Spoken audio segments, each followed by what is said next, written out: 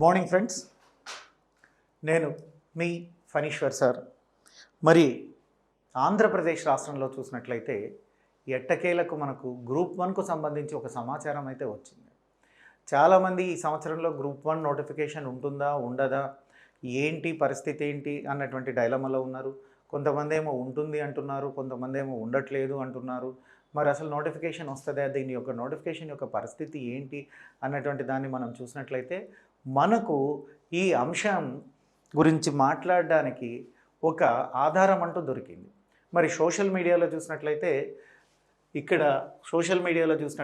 ఒక ఇన్ఫర్మేషన్, అంటే ఇది అథెంటిక్ ఇన్ఫర్మేషనే పెట్టినటువంటి వ్యక్తులు కూడా నమ్మదగినటువంటి వ్యక్తులే. సో మరి ఇక్కడ మనం చూసినట్లయితే స్కీమ్ ఫర్ గ్రూప్ 1 ఎగ్జామినేషన్ అంటున్నారు. సో గ్రూప్ 1 ఎగ్జామినేషన్ స్కీమ్కి సంబంధించి మార్పు చేర్పులు, సో ప్రపోజ్డ్ స్కీమ్ ఇది ఏంటయ్యా అంటే ఒక కొత్త సిలబస్ అన్నటువంటి దాన్ని ప్రపోజ్ చేశారు. మరి ఈ ప్రపోజ్డ్ సిలబస్ ఎలా ఉంది, దీని యొక్క పరిస్థితులు ఏంటి అన్నటువంటి దాని గురించి మనం ఈరోజు ఈ వీడియోలో తెలుసుకుందాం. అయితే గుర్తుపెట్టుకోండి మిత్రులారా, ప్రపోజ్డ్ సిలబస్ అన్నటువంటిది వచ్చింది, చర్చ జరుగుతుందంటే ఖచ్చితంగా నోటిఫికేషన్ వచ్చేటువంటి అవకాశం ఉంది. ఈ సిలబస్ ప్రపోజల్పై ఇప్పుడు ప్రపోజ్ చేసినటువంటి సిలబస్ ఫైనల్లీ యాక్సెప్ట్ చేయొచ్చు, చేయకపోవచ్చు. యాక్సెప్ట్ చేసినా చేయకపోయినా మనం అంటూ ప్రిపరేషన్ స్టార్ట్ చేయాల్సిందే, ప్రిపరేషన్ స్టార్ట్ చేసి తీరాల్సిందే.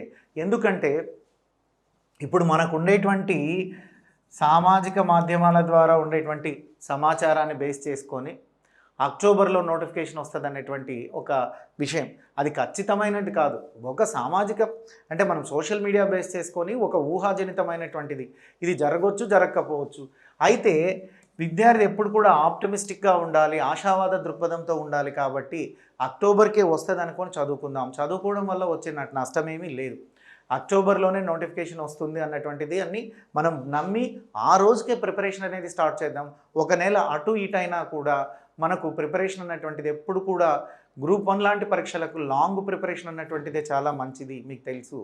మరి లాంగ్ ప్రిపరేషన్ చేయండి. మరి ఇప్పుడు ప్రపోజల్లో ఉండేటువంటి ఏంటి కొత్త ప్రపోజల్, గ్రూప్ 1 అన్నటువంటి కొత్త ఈ ప్రపోజ్డ్ స్కీమ్ అన్నటువంటిది ఏంటి, దీని పరిస్థితులు ఎలా ఉన్నాయి అన్నటువంటి స్కీమ్ గురించి నేను మీకు క్లియర్గా చెప్తాను. సో మరి ఈ గ్రూప్ 1 ప్రపోజ్డ్ స్కీమ్ మనం చూసినట్లయితే మనకు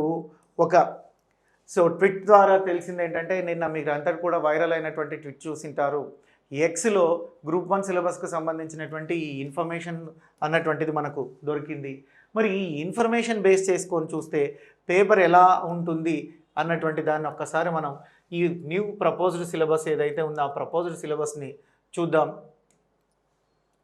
వాస్తవంగా గతంలో గ్రూప్ 1 ఎలా ఉండేదయ్యా అంటే, so group 1 preliminary paper, so prelims అన్నటువంటిది 2 పేపర్స్ ఉండేదండి, 2 పేపర్స్గా ఉండేటువంటిది ప్రిలిమినరీ ఎగ్జామ్. ఇప్పుడు ఆ 2 పేపర్లుగా ఉండేది 2 పేపర్లను అబాలిష్ చేయడం అన్నటువంటిది జరుగుతుంది. సో 2 పేపర్లను క్యాన్సిల్ చేయడం అన్నటువంటిది జరుగుతుంది. మరి ఆ 2 పేపర్లో ఇక్కడ మనం చూసినట్లయితే so paper 1 paper 2, so paper 1 paper 2 ఉండేది. మరి ఇప్పుడు కొత్తగా వచ్చి 2 పేపర్లు కాదండి, అక్కడ ఏం చేసేవాళ్ళయ్యా అంటే ప్రతి పేపర్లో 4 పార్ట్స్ ఉండేటువంటివి, అంటే 4 సెగ్మెంట్స్ ఉండేటువంటివి. సో పేపర్ 1లో 4 సెగ్మెంట్స్, పేపర్ 3కి వచ్చేలోగా మ్యాథ్స్, అదే మెంటల్ అబిలిటీ, కరెంట్ అఫైర్స్తో పాటు సైన్స్ అండ్ టెక్నాలజీ ఉండేటువంటివి. సైన్స్ అండ్ టెక్నాలజీ పేపర్ 2లో ఉండేటువంటిది. చాలామంది విద్యార్థులు ఫ్రమ్ ఆర్ట్స్ బ్యాక్గ్రౌండ్ ఉండేటువంటి వాళ్ళు జనరల్స్లో ఈ పేపర్ని కొంచెం టఫ్గా ఫీల్ అయ్యేవారు. మరి ఇక్కడ చూసినట్లయితే అంటే పేపర్ 1లో చూసినట్లయితే మనకు హిస్టరీ, పాలిటీ, జాగ్రఫీ,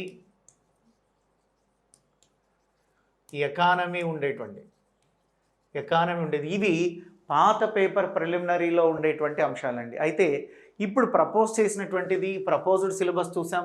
మనం ఇందాకే అనుకున్నాం ఈ ప్రపోజ్డ్ సిలబస్ అన్నటువంటిది కొత్తగా మనకి ఇక్కడ కనపడుతుంది అన్నటువంటి దాన్ని చూసినట్లయితే ఈ కొత్తగా వచ్చినటువంటి ఈ ప్రపోజ్డ్ సిలబస్ ఏదైతే ఉందో, సో ప్రపోజ్డ్ సిలబస్ ఏదైతే ఉందో దాని గురించి మనం చూస్తున్నాం. ఈ విధంగా ఈ ప్రపోజ్డ్ సిలబస్ ప్రపోజ్డ్ సిలబస్లో మనం చూసినట్లయితే so proposed scheme of group 1 examination అంటున్నారు. So proposed scheme of group 1 examination అంటున్నారు. The preliminary examination consist of 6 parts అంటున్నారు. సో ప్రిలిమినరీ ఎగ్జామినేషన్ 6 పార్ట్స్గా ఇది ఉండబోతుంది అని. అయితే ఇది అధికారికంగా కాదండి, it's not official, it's one of the proposal government accept చేసిన రోజు మనం చూద్దాం. అయితే ఈ ప్రపోజల్ గవర్నమెంట్ యాక్సెప్ట్ చేసినా చేయకపోయినా జనరల్ స్టడీస్లో అయితే ఇవే సబ్జెక్ట్స్ ఉంటాయి. మన ప్రిపరేషన్లో అయితే చదవాల్సిందే, ఖచ్చితంగా చదివి తీరాల్సిందే. ఎందుకంటే సబ్జెక్టులు ప్యాటర్న్ మారొచ్చు, కానీ ప్రిలిమినరీలో ఇవే ఉంటాయి. So examination consist of the 6 parts అంటున్నారు. ఈ 6 పార్ట్స్ అంటే 6 subjects. It is known as the 6 segments. 6 subjects గురించి మనం చెప్తున్నాం. So current affairs, history, Geography, social issues, mental ability and general science అంటున్నారండి. సో ఇక్కడ మనం ఈ ప్రపోజ్డ్ సిలబస్ని గమనించినట్లయితే గతంలో పేపర్ గురించి మీకు నేను చెప్పాను. మరి ఇప్పుడు ప్రపోజల్ సిలబస్లో ఉండేటువంటి పేపర్ ఏంటంటే ప్రిలిమ్స్ సబ్జెక్ట్స్. ఇవి మనం చూసినట్లయితే ప్రిలిమినరీ సబ్జెక్ట్స్ ఇక్కడ మనం చూసినట్లయితే టోటల్ ప్రిలిమినరీ ఎగ్జామినేషన్ 150 మార్క్స్కి ఉంటుంది. టోటల్గా ప్రిలిమినరీ ఎగ్జామినేషన్ 150 మార్క్స్కి ఉంటుంది. ఇందులో మెంటల్ అబిలిటీ, రీజనింగ్ అన్నటువంటిది 25 మార్క్స్. గతంలో 60 మార్కులకు ఉండేదండి. అంటే mental ability, reasoning including decision making కలిపి గతంలో ఇది 60 మార్కులకు ఉండేటువంటిది. ఈ 60 మార్కులకు ఉండేటువంటి మ్యాథ్స్ని సో చాలామంది ఇది ఎక్కువగా ఉంది సార్, అసలు డెసిషన్ మేకింగ్ క్వశ్చన్సే ఇవ్వట్లేదు, అంతా మ్యాథమెటిక్స్ క్వశ్చన్సే ఇస్తున్నారు, కాబట్టి మ్యాథ్స్ స్టూడెంట్స్కి అడ్వాంటేజ్ ఉంది, నాన్ మ్యాథ్స్ స్టూడెంట్స్కి అడ్వాంటేజ్గా లేదు, నాన్ మ్యాథ్స్ స్టూడెంట్స్ ఇబ్బంది పడుతున్నారని చాలామంది దీనిని ఆలోచించడం వల్ల, దీని గురించి డిస్కస్ చేయడం వల్ల ఈ మెంటల్ అబిలిటీ ప్రపోజల్ 25 మార్క్స్కి తీసుకొచ్చారండి. Mental ability and reasoning. తర్వాత కరెంట్ అఫైర్స్ అప్పుడు సో దీన్ని 25 మార్క్స్ తీసుకొచ్చారు, అప్పుడు 30 మార్క్స్కి ఉండేటువంటిది. సో తర్వాత ఇండియన్ హిస్టరీ 25 మార్క్స్కి తీసుకొని వచ్చారు.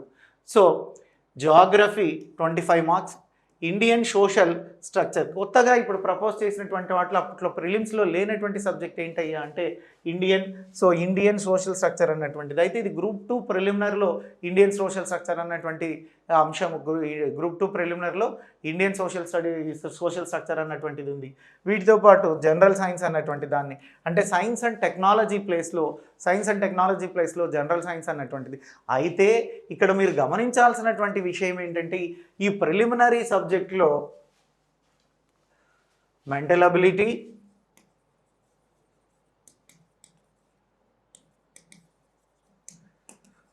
ఆ తర్వాత చూసినట్లయితే కరెంట్ అఫైర్స్,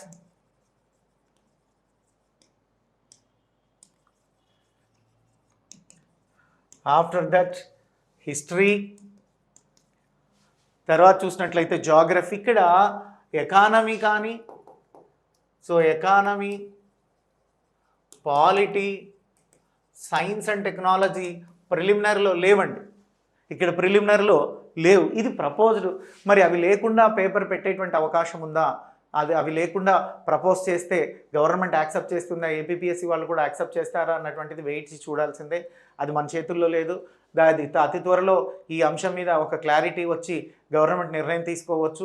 అయితే ఏమీ లేనటువంటి దానికి స్తబ్దతగా ఉండేటటువంటి వాడికి ఒక మార్పు చేర్పు అనడం వల్ల మళ్ళీ గ్రూప్ 1 వస్తుందన్నటువంటి ఆశలు చిగురించాయి. మళ్ళీ గ్రూప్ 1కు మనం చదువుకుందాం. ఖచ్చితంగా ఈ సంవత్సరంలో గ్రూప్ 1కు సంబంధించినటువంటి నోటిఫికేషన్ అయితే వచ్చేటువంటి అవకాశాలు మనకు కనబడుతున్నాయి. ఇక దాని తర్వాత మనం మెయిన్స్ ప్యాటర్న్ని చూసినట్లయితే, మెయిన్స్ ప్యాటర్న్ మనం గమనించినట్లయితే ఇక్కడ qualifying papers 300 marks qualifying paper, దాంతో మార్క్స్తో సంబంధం లే. అయితే ప్రతి పేపర్ కూడా 150 మార్కులకు ఉంటుంది. తెలుగు, ఇంగ్లీష్ 2 పేపర్లను కూడా క్వాలిఫైయింగ్ పేపర్లుగా చేశారు. సో అప్పటి నుంచి కూడా క్వాలిఫైయింగ్ పేపర్గానే ఉన్నాయి తెలుగు మరియు ఇంగ్లీష్ అనేటువంటి పేపర్స్. ఇక మెయిన్స్ని చూస్తే మొత్తం 600 మార్కులకు ఉందండి. అంటే అవి 2 కన్సిడర్ చేయరు కాబట్టి, అంటే ఆ రెండింటికి స్కోర్ కాదు, కేవలం అర్హత పరీక్షలు మాత్రమే, క్వాలిఫైయింగ్ పరీక్షలు మాత్రమే. మరి మెయిన్స్ చూసినట్లయితే 600 మార్క్స్కు సంబంధించినటువంటి 600 మార్క్స్ ఉంటున్నాయి. ఇందులో డిస్క్రిప్టివ్ పేపర్సు, ఆబ్జెక్టివ్ పేపర్స్ అని విభజించారండి. గతంలో అంత కూడా డిస్క్రిప్టివ్లోనే ఉండేటువంటిది ప్రిలిమినరీ ఆబ్జెక్ట్లో ఉండేటప్పటికీ మెయిన్స్కి వస్తే కూడా అన్ని పేపర్లు డిస్క్రిప్టివ్ మోడ్లోనే ఉండేటువంటివి. మరి ఇక్కడ 2 భాగాలుగా విభజించడం అన్నటువంటిది జరిగింది. So descriptive papers, objective papers అని. ఈ డిస్క్రిప్టివ్ పేపర్లో చూసినట్లయితే పేపర్ 1 సో జనరల్ ఎస్సే అనేటువంటి దాన్ని పేపర్ 1 జనరల్ ఎస్సే పేపర్ని డిస్క్రిప్టివ్లో పెట్టాలి, ఎస్సే పేపర్ని డిస్క్రిప్టివ్ మోడల్లో తీసుకురావడం అన్నది ప్రపోజల్. అదేవిధంగా పాలిటీ సో ఎథిక్స్ అన్నటువంటిది, ఎథిక్స్ అండ్ గవర్నెన్స్ అన్నటువంటి పేపర్ని కూడా మనం చూసినట్లయితే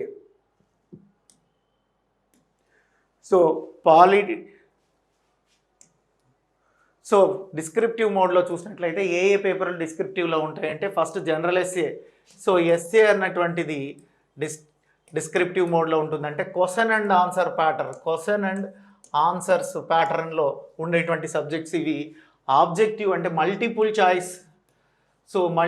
చాయిస్లో ఉండేటువంటివి ఇవి ఆబ్జెక్టివ్ ఓరియంటేషన్. మరి ఈ 2 భాగాల్లో మనం చూసినట్లయితే జనరల్ ఎస్సే అనేటువంటిది క్వశ్చన్ అండ్ ఆన్సర్స్ రాయాలి ఉంటుంది, అది డిస్క్రిప్టివ్లో ఉంటుంది. పేపర్ 2 150 మార్క్స్ ఉంటుంది. ఈ పేపర్ 2లో చూసినట్లయితే పాలిటీ, ఎథిక్స్ అండ్ గవర్నెన్స్ అన్నాడండి. అదేవిధంగా చూసినట్లయితే ఇండియన్ ఎకానమీ, ఇవి ఈ పేపర్ 2లో ఇవి 3. సో అంటే ఈ 3 టాపిక్లు కంటే 50-50-50 ఉండొచ్చు బహుశా, మనకు ఖచ్చితంగా అయితే తెలియదు.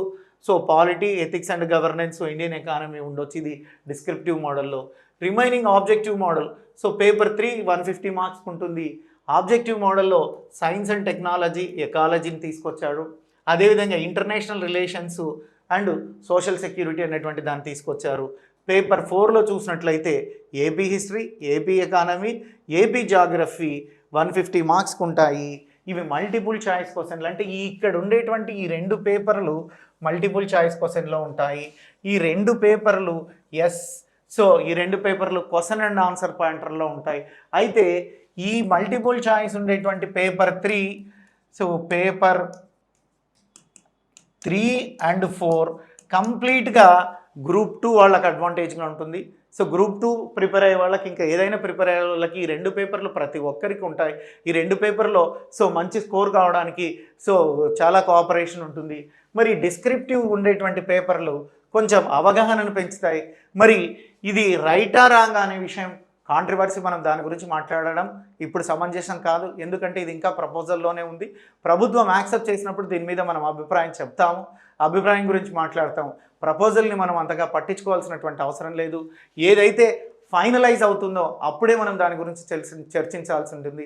అయితే ఇప్పుడు మన వీడియో యొక్క ఉద్దేశం ఏంటయ్యా అంటే, గవర్నమెంట్ వైపు నుంచి అంతో ఇంతో కొంత కదలడం అన్నటువంటిది మొదలైంది. సోషల్ మీడియాలో దీని గురించి చర్చ జరుగుతుంది, మనం మాట్లాడుకుంటున్నాం. దీని అంటే ఏదో ఒక విధంగా నోటిఫికేషన్ రావచ్చు అన్నటువంటి సాంకేతికాలు మనకు వినపడుతున్నాయి. మనం గ్రూప్ 1 లాంటి ఉద్యోగాలు సాధించాలంటే నిరంతర సాధన అన్నటువంటిది అవసరమని మీకు అందరికీ తెలుసు. ప్రతినిత్యం ప్రతిరోజు ఒకే సమయానికి చదవడం, కన్సిస్టెన్సీతో చదవడం అన్నటువంటిది విజయానికి ప్రధాన మార్గం. మరి నోటిఫికేషన్ అనుకున్న డేట్ కాకపోతే ఒక ముందు వెనక రావచ్చు, కానీ పక్కగా నోటిఫికేషన్ వచ్చేటువంటి అవకాశం అయితే ఉంది. మరి మన ప్రిపరేషన్ లేట్ చేయకుండా మొదలు పెట్టండి. ఇవి ముందుగా ప్రిలిమినరీకి సంబంధించి అంటే సబ్జెక్టులు అవే ఉంటాయండి, ప్యాటర్న్ మారవచ్చు కానీ సబ్జెక్టులు అవే ఉంటాయి. ముందు ప్రిలిమినరీ సబ్జెక్టుల మీద కాన్సన్ట్రేట్ చేయండి, ప్యాటర్న్ అన్నటువంటిది ఆలోగా మనకు సెట్ అవుతుంది. నోటిఫికేషన్ వచ్చేలోగా ప్రిలిమ్స్కి సంబంధించినటువంటి మొత్తం సిలబస్, అదేవిధంగా మెయిన్స్కి సంబంధించి 3 పేపర్ల మీద గ్రిప్ ఉన్నప్పుడే మనకు మంచి టాప్ స్కోర్ వచ్చేటువంటి అవకాశం ఉంది, మంచి సర్వీస్ కూడా వస్తుంది. మై డియర్ ఫ్రెండ్స్, ఆలస్యం చేయకుండా, మీనవేషాలు లెక్కించకుండా ప్రిపరేషన్ స్టార్ట్ చేయండి. ఒక పాజిటివ్ అన్నటువంటిది వచ్చింది, దీన్ని బేస్ చేసుకొని మనం ప్రిపరేషన్ ఉంటుంది. సదా మీ విజయాన్ని ఆశిస్తే మీ ఫణీశ్వర్ సార్ ఎప్పుడు కూడా మీకు అప్డేట్ విషయాలు ఏవైనా ఉంటే మీతో చర్చిస్తుంటారు. మొదలు పెట్టండి. రేపన్న పదానికి రూపు లేదు, ఈ రోజు నుంచే చదవడం అన్నటువంటిది మొదలు పెట్టండి. Thank you.